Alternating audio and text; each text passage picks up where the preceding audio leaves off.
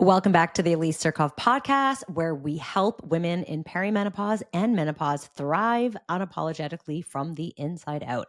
Today, I'm going to be talking about something that you are going to find so fucking boring. And boring is where the magic is. That is the boring middle.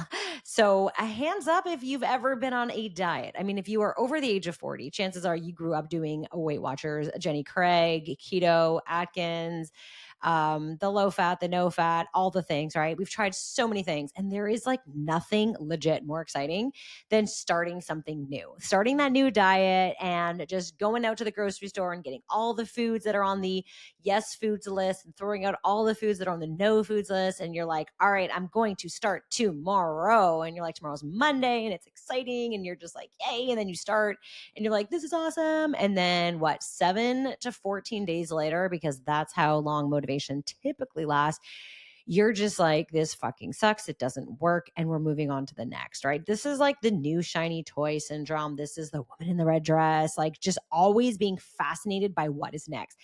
But the real work that you need to do that you just don't want to do is the boring fucking middle. All right. It is that middle chunk.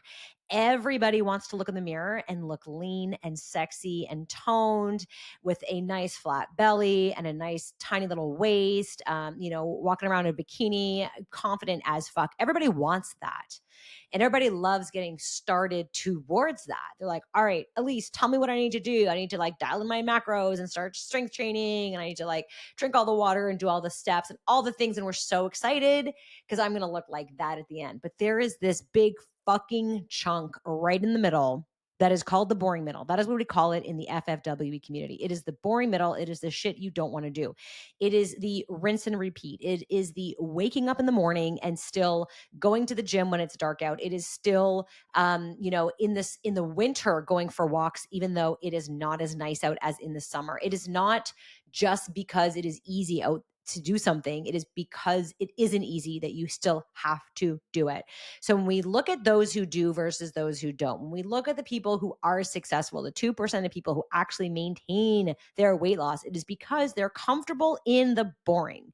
They've let go of that dopamine hit of like always starting something new and just like the rinse and repeat.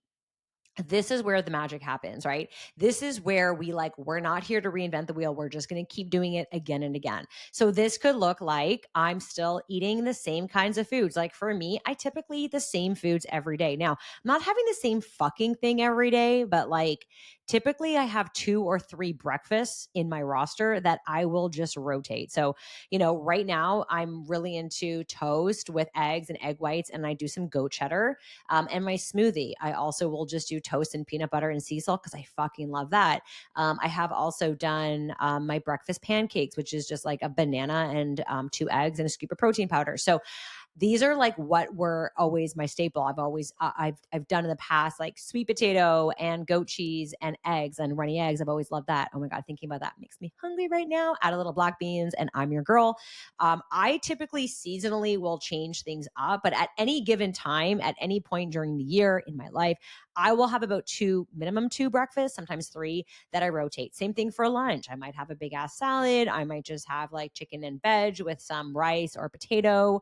I keep it pretty fucking simple, mostly because I only give myself an hour for lunch, and that includes like a 20-30 minute walk outside. I force myself to leave all seasons and all reasons. And then dinner, the same thing, right? It's like, what's my protein? Mondays is going to be chicken night. I'm either barbecuing, making stir fry, chicken thighs, anything like that. Tuesdays is typically like a taco night. We'll do like ground beef or ground turkey. Wednesdays is typically a fish night. I'm doing, fish bowl, something easy in the air fryer. Thursdays is our breakfast for dinner. We do pancakes, we do eggs. Kids love it. We love it. That's like my favorite dinner actually of all time. Friday, I might do something a little bit more sexy like steak, depending if we're going to the arena all night or not, if it's hockey season. And then typically Saturday would be like a going out night, or we might order in, or it's a freezer party. So I like to have a freezer party where it's like, what do I have in the freezer? And you can see like I am typically eating the same every fucking day. And this is whether I'm traveling or I'm home. So if I'm traveling and like I might go out for dinner, I'm not like, oh, fuck that shit, I'm just gonna eat my face off. I might still have like a taco or, chicken stir fry. It's still the same fucking shit. Why? Because it's the boring middle. This is what works. And so it's not always this dopamine hit of having like a sexy party every single day.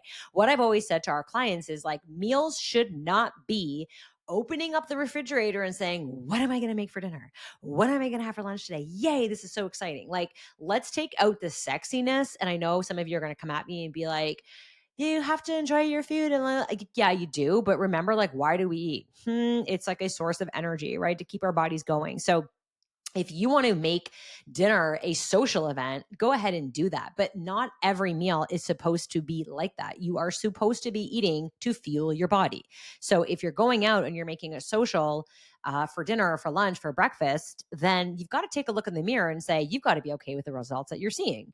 But if you want to get to that 1%, that 2%, if you want to get to the end game where you're looking at yourself in the mirror and you're rocking yourself in a bikini on the beach, feeling just confident, getting rid of that extra tire around the waist that you've likely accumulated all through your 40s and into your 50s. If you just want to look like yourself again, the work that you're trying to avoid is just the boring middle. It's not exciting. There's nothing exciting about waking up. People always think, oh, Elise, like I just wish I had your motivation to go to the gym. What the fuck is that? I do not, let me make this so clear. I do not spring out of bed in the morning and be like, yay, it's gym day. I will say though, that my alarm on my phone does say gym baby. Yeah. To get me excited to go. I don't want to go. I would rather like sleep and not do all the things that my body is going to do. But I mean, if we only did what we wanted, would any of us go to work? Would our kids ever brush our teeth? Would our kids ever go to school? What are we teaching our children if we're like, yeah, only do what you want to do when you want to do it? Like, fuck that. You are a grown ass woman. You get the fuck out of bed. You get to the gym. You do the boring middle. And I guarantee you're going to have amazing results. Stop thinking about how can I start something new? Stop thinking about just that end. I'm not there yet. I'm not there yet. I've been doing this for 3 months. I've been doing this for a year. It's taken me years to get to where I am. Don't compare your month 1 with my year 5 or my year 10. All right. This shit takes time, especially in perimenopause, especially in menopause. And it's going to get harder because as hormones drop, progesterone drops, estrogen falls, your motivation is going to be less and less and less. Unless you are going on hormone replacement therapy like me, then it's going to feel sometimes impossible to get out of bed and you're still going to have to do it. All right. It is the boring middle. I can't tell you the amount of times where I'm just like, I don't want to make dinner tonight. I don't want to. And someone will say to me, well, then just order in. And I'm like, no, because if I did that and I thought like that, number one, I would blow through money very quickly because we're a family of 5. And number 2, I'm not going to be teaching my kids how to put meals together very well. And number 3, I don't want that. My physique and my health are top priority to me. So I don't want to do something that's going to derail me. I would love it if someone else could come into my kitchen and cook for me. And if you are listening and you are this person, please hit me up. We can totally talk.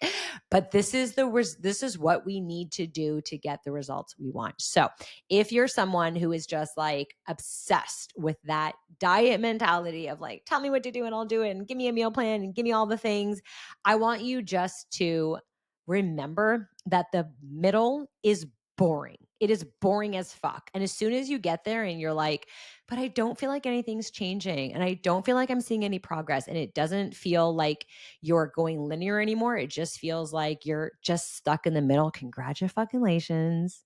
You've met the boring middle. Sit here, stay here. You're going to be here for a while. And then you're going to see incredible results. Keep fucking going. And of course, if you want to watch me and all my hand gestures, because I got so aggressive with this one, go ahead and watch this one on my YouTube channel. And I will put all the links below. But please reach out to me. Let me know, what topics do you want to hear me speak about on the podcast? What questions do you have for me? Or better yet, if you could just leave me a review, let me know.